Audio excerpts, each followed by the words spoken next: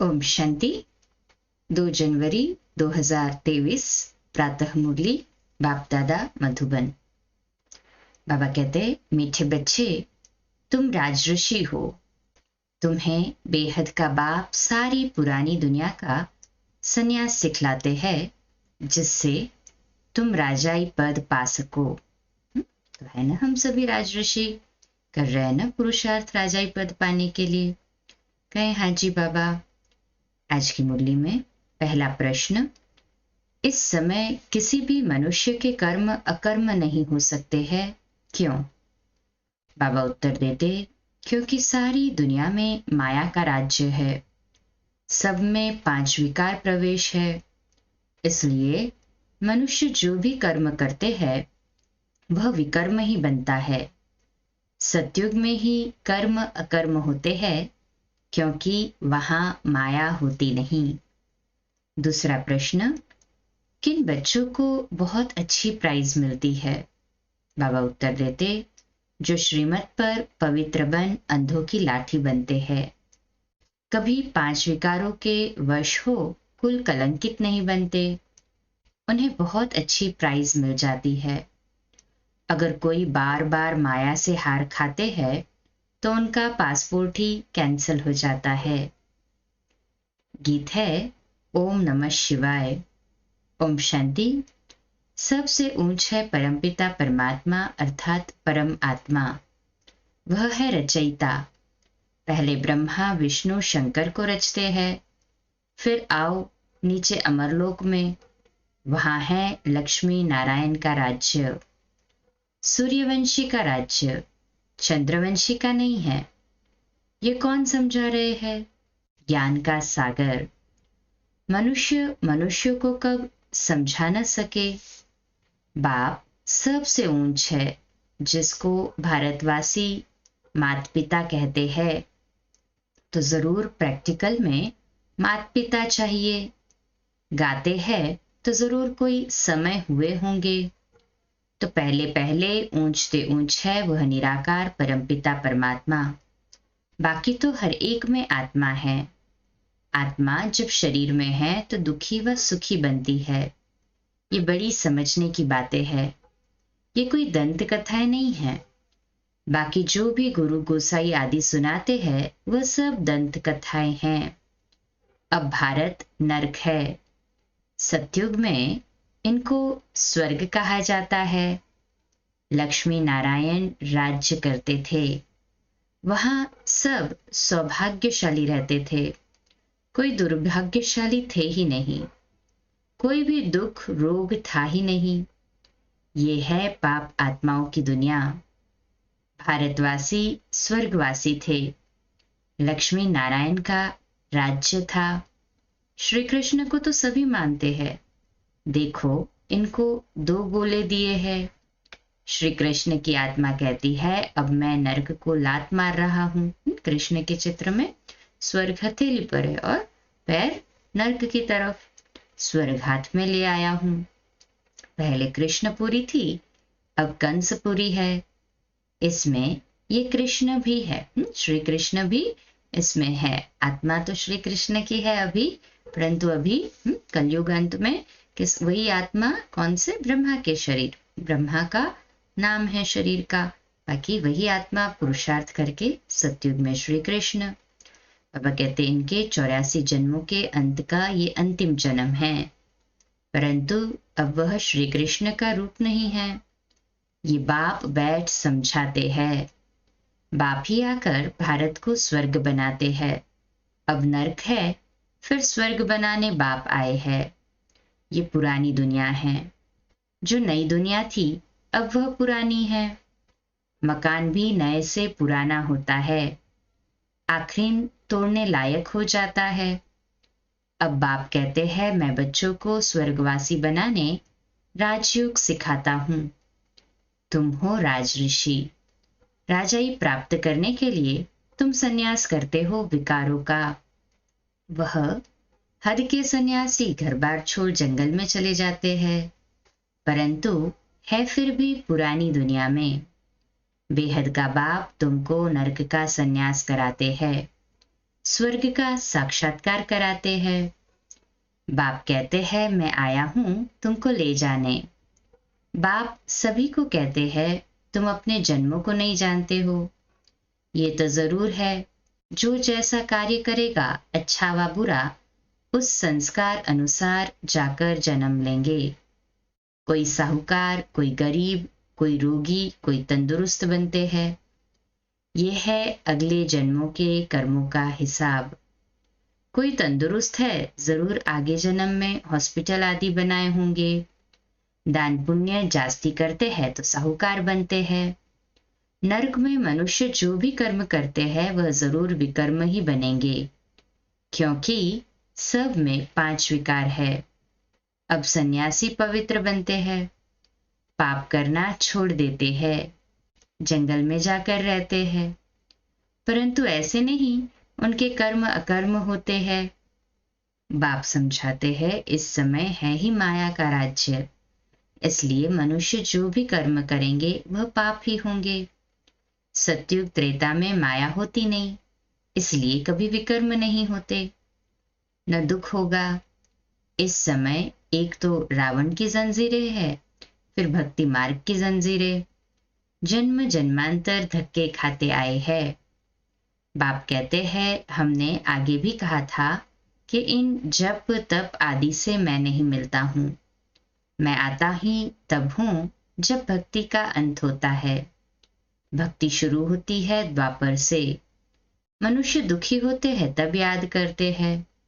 सतयुग त्रेता में है सौभाग्यशाली और यहाँ है दुर्भाग्यशाली। रोते पीटते रहते हैं, अकाली मृत्यु होता रहता है।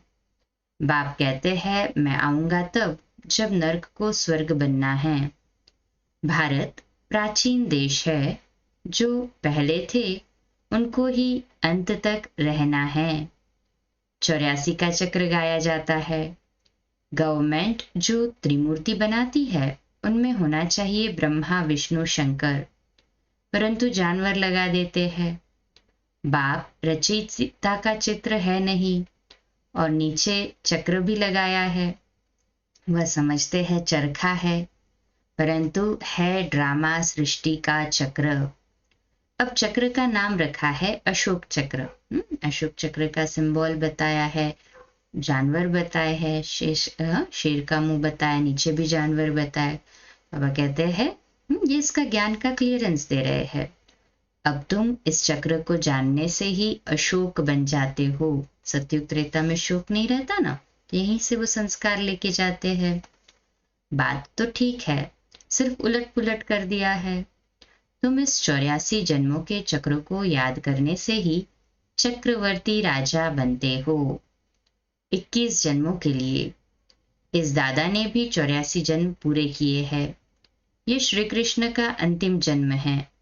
इनको बाप बैठ समझाते हैं। वास्तव में तुम सब का अंतिम जन्म है। जो भारतवासी देवी देवता धर्म के थे उन्होंने ही पूरे 84 जन्म भोगे हैं। अभी तो सबका चक्र पूरा होता है। अब ये तुम्हारा तन छीछी ही हो गया है, ये दुनिया ही छीछी है, इसलिए तुमको इस दुनिया से संन्यास कराते हैं। इस कब्रिस्तान से दिल नहीं लगानी है, अब बाप और वर्षे से दिल लगाओ। तुम आत्मा अविनाशी हो, ये शरीर विनाशी है।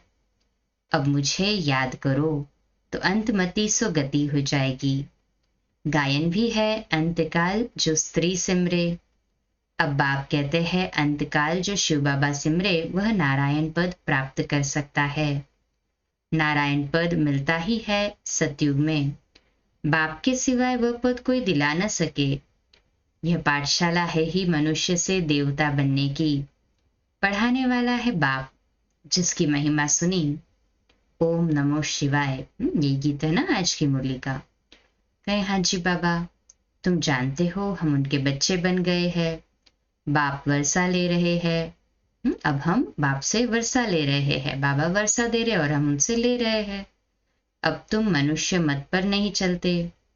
मनुष्य मत पर चलने से तो सब नरकवासी बन गए हैं।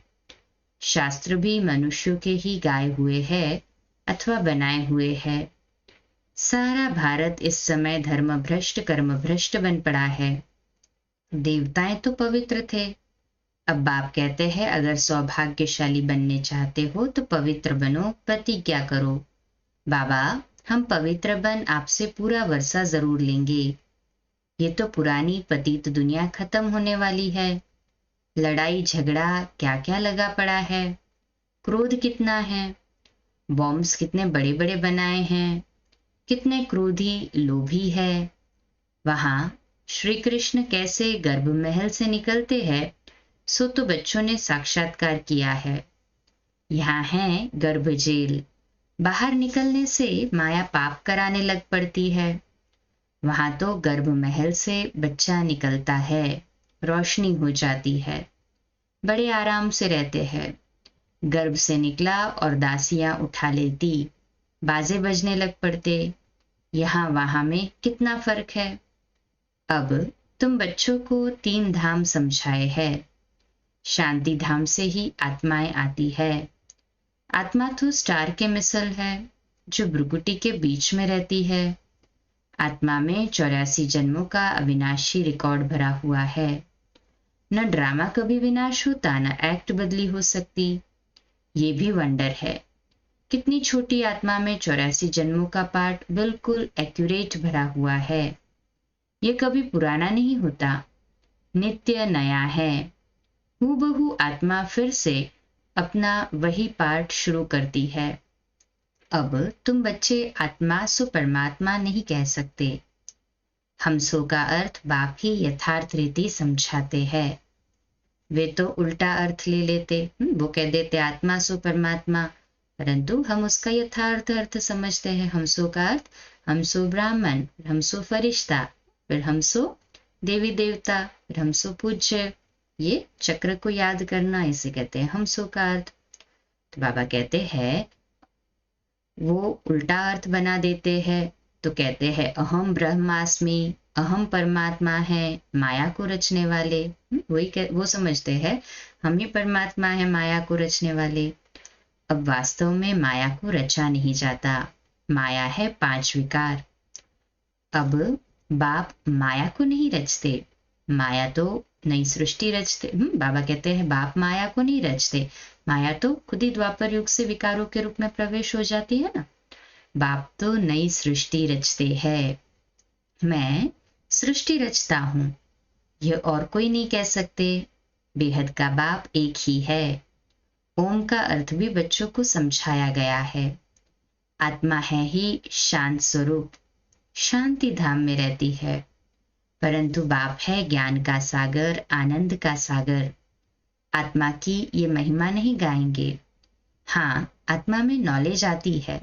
बाप कहते हैं मैं एक ही बार आता हूं, मुझे वर्षा भी जरूर देना पड़े।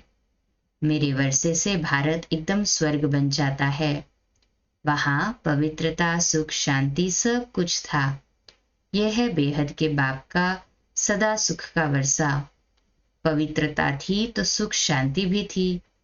अभी अपवित्रता है तो दुख अशांति है। बाप बैठ समझाते हैं तुम आत्मा पहले पहले मूल वतन में थी, फिर देवी देवता धर्म में आई, फिर क्षत्रिय धर्म में आई। 8 जन्म सतो प्रधान में सतयुग में, फिर 12 जन्म सतो में त्रेता में, फिर 21 जन्म द्वापर में, फिर 42 जन्म कलयुग में।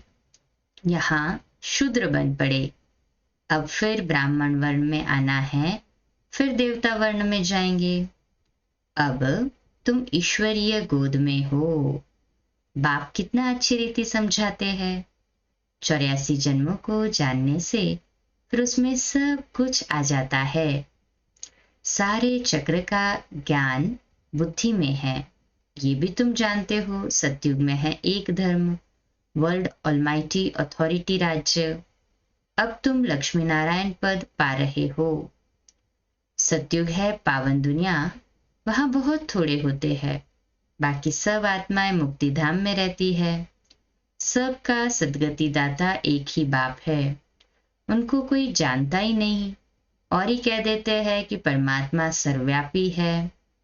बाप कहते हैं तुमको किसने कहा? कहते हैं गीता में लिखा हुआ है। गीता किसने बनाई? भगवान उवाच मैं तो इस साधारण ब्राह्मण तन का आधार लेता हूँ। लड़ाई के मैदान में एक अर्जुन को कैसे बैठ ज्ञान सुनाएंगे? तुमको कोई लड़ाई व जुआ आदि थोड़े ही सिखाई जाती है। भगवान तो है ही मनुष्य से देवता बनाने वाला। वह कैसे कहेंगे कि जुआ खेलो, लड़ाई करो?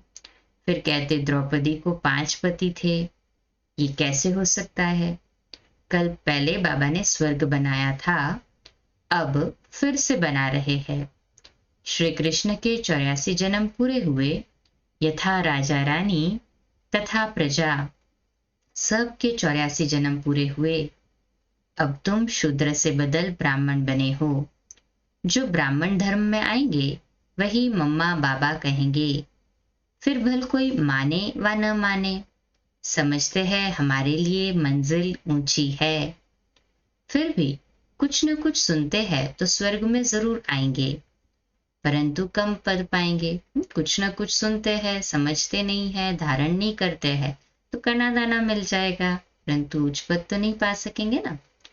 बाबा कहते हैं यहाँ हम जितना पुरुषार्थ करेंगे उस हिसाब से हमारा पद फिक्स होगा। वहां यथा राजा रानी तथा प्रजा सब सुखी रहते हैं। नाम ही है हेवन। हेवनली गॉडफादर हेवन स्थापन करते हैं। ये है हेल। सब सीताओं को रावण ने जेल में बांध रखा है। सभी शोक में बैठ भगवान को याद कर रहे हैं कि इस रावण से छुड़ाओ। सत्युग है अशोक वाटिका। जब तक सूर्यवंशी राजधानी तुम्हारी स्थापन नहीं हुई है तब तक विनाश नहीं हो सकता। राजधानी स्थापन हो, बच्चों की कर्मातीत अवस्था हो, तब फाइनल लड़ाई होगी। तब तक रिहर्सल होती रहती है। इस लड़ाई के बाद स्वर्ग के गेट खुलने वाले हैं। तुम बच्चों को स्वर्ग में चलने लायक बनना है। बाबा पासपोर्ट निकालते हैं।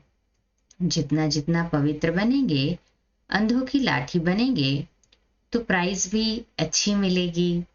बाबा से प्रतिज्ञा करनी है, मीठे बाबा हम आपकी याद में जरूर रहेंगे। मुख्य बात है पवित्रता की। 5 विकारों का दान जरूर देना पड़े। कोई हार खाकर खड़े भी हो जाते हैं। अगर 2 बारी बाबा कहते हैं अगर 2-4 बारी माया का घुसा खाकर फिर गिरा तो नापास हो जाएगा। पासपोर्ट कैंसिल हो जाता है, डबल अंडरलाइन, इसलिए हारना नहीं है। बाप कहते बच्चे कुल कलंकित मत बनो, तुम विकारों को छोड़ो, मैं तुमको स्वर्ग का मालिक अवश्य ही बनाऊंगा। है ना पूरा निश्चय इस पर? कहे हाँ जी बाबा। अच्छा, मीठे मीठे सिखलदे बच्चों प्रति माता पिता बाप दादा का याद प्यार और गुड मॉर्निंग। रूहानी बाप की रूहानी बच्चों को नमस्ते। हम रूहानी बच्चों की रूहानी माता पिता बाप दादा को याद प्यार गुड मॉर्निंग और नमस्ते। वाह बाबा वाह, शुक्रिया बाबा शुक्रिया। धारणा के लिए मुख्य सार। पहली पॉइंट, सौभाग्यशाली बनने के लिए बाप से पवित्रता की प्रतिज्ञा करनी है। इस छीछी पतित दुनिया से दिल नहीं लगानी है।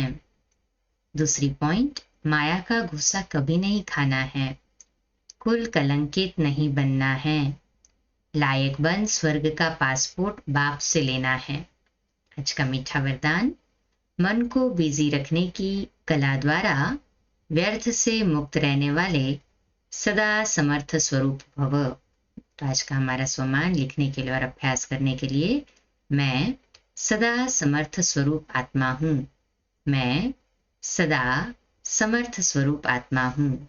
विश्लेषण, जैसे आजकल की दुनिया में बड़ी पोजीशन वाले अपने कार्य की दिनचर्या को समय प्रमाण सेट करते हैं, ऐसे आप जो विश्व के नवनिर्माण के आधार मूर्त हो, बेहद ड्रामा के अंदर हीरो एक्टर हो, हीरे तुल्य जीवन वाले हो, आप भी अपने मन और बुद्धि को समर्थ स्थिति में स्थित करने का प्रोग्राम सेट करो। मन को बिजी रखने की कला संपूर्ण रीति से यूज करो तो व्यर्थ से मुक्त हो जाएंगे, कभी भी अपसेट नहीं होंगे। है ना सभी व्यर्थ से मुक्त, सदा अपनी आत्मिक स्थिति में सेट रहने वाले, खुश रहने वाले। कहे हाजी बाबा, ताज का सोमान मैं सदा समर्थ स्वरूप आत्मा हूँ। आज का स्लोगन है, ड्रामा के हर दृश्य को देख हर्षित रहो तो कभी अच्छे बुरे की आकर्षण में नहीं आएंगे। ड्रामा के हर दृश्य को देख हर्षित रहो तो कभी अच्छे बुरे की आकर्षण में नहीं आएंगे। अच्छा, कम बोलो, धीरे बोलो, मीठा बोलो, सत्य बोलो, सोच समझ कर बोलो।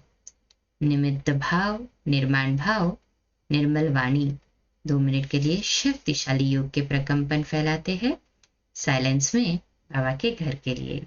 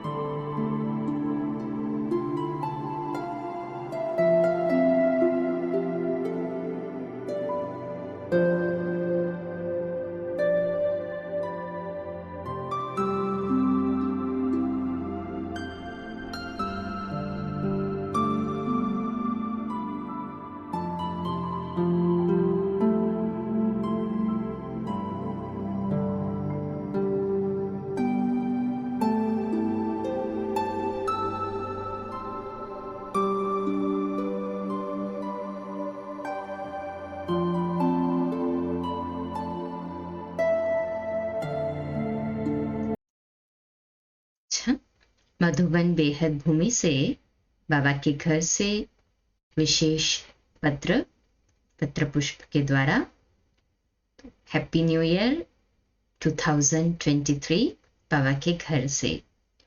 अव्यक्त स्थिति का अनुभव करने के लिए एकांत में रह एकाग्रता का अभ्यास बढ़ाओ। दादी जी की शुभ प्रेरणाएं। दादी जी ने ये प्रेरणाएं 20 दिसंबर 2022 को दी।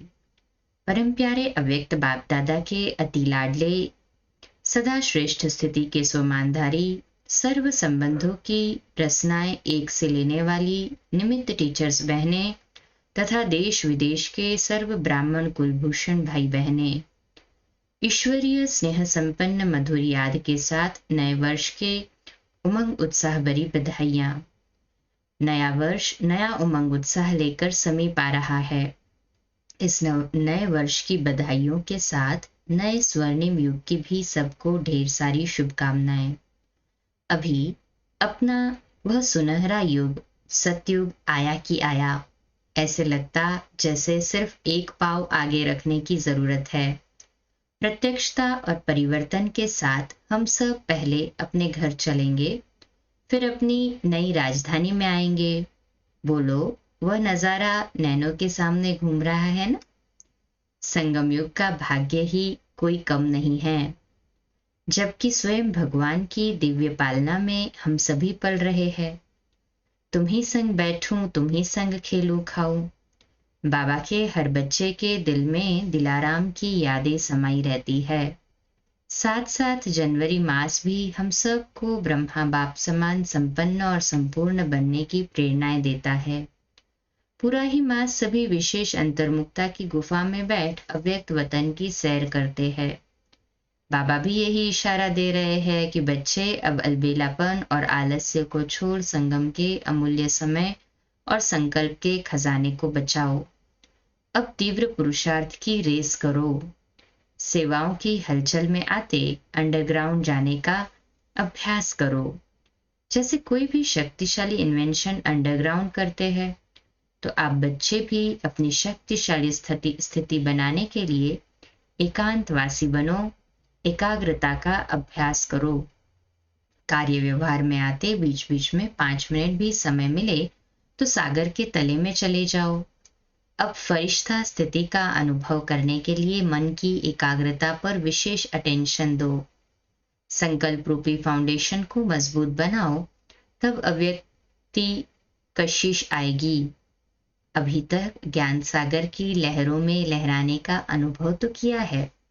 अब अंदर तले में जाकर अमूल्य खजाने से स्वयं को भरपूर करो। एकाग्रता से अनेक सिद्धियां प्राप्त होती है।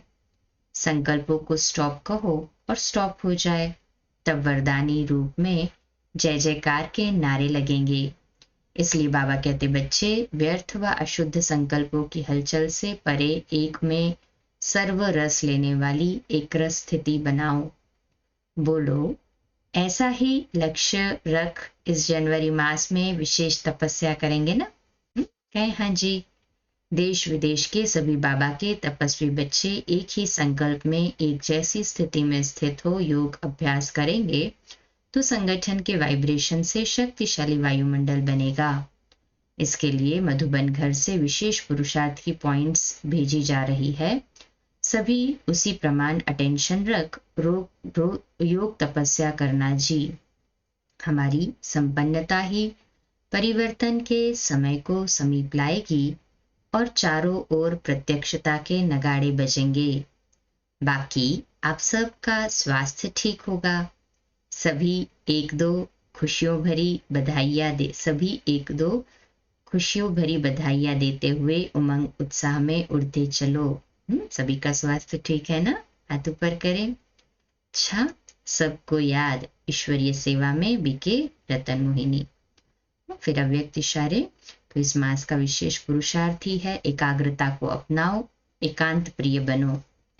तो 2 पॉइंट सुन लेते हैं। पहला पॉइंट, बाप दादा चाहते हैं कि हर बच्चा एक रस श्रेष्ठ स्थिति के आसनधारी, एकांतवासी, अशरीरी, एकता स्थापक, एक नामी इकोनॉमी का अवतार बने। एक दो के विचारों को समझ सम्मान दे, एक दो को इशारा दे, लेन देन कर आपस में संगठन की शक्ति का स्वरूप प्रत्यक्ष करे। अवैध स्थिति को बढ़ाने के लिए एकांत में रुचि रखे। सर्व संबंध, सर्व रचनाएं एक से लेने वाला ही एकांत प्रिय हो सकता है। दूसरी पॉइंट, एकांत प्रिय तब बन सकेंगे जब अनेक तरफ से बुद्धि युग टूटा हुआ होगा और एक के ही प्रिय होंगे। एक प्रिय होने कारण एक की ही याद में रह सकते। एकांत प्रिय अर्थात एक के सिवाय दूसरा न कोई। सर्व संबंध, सर्व रचनाएं एक से लेने वाले ही एकांत प्रिय हो सकते हैं। एकाग्र अर्थात सदा निर्व्यर्थ, निरसंकल्प, निर्व्यर्थ संकल्प, हाँ, कोई भी व्यर्थ संकल्प न चले, और निर्विकल्प, कोई भी विकल्प न चले।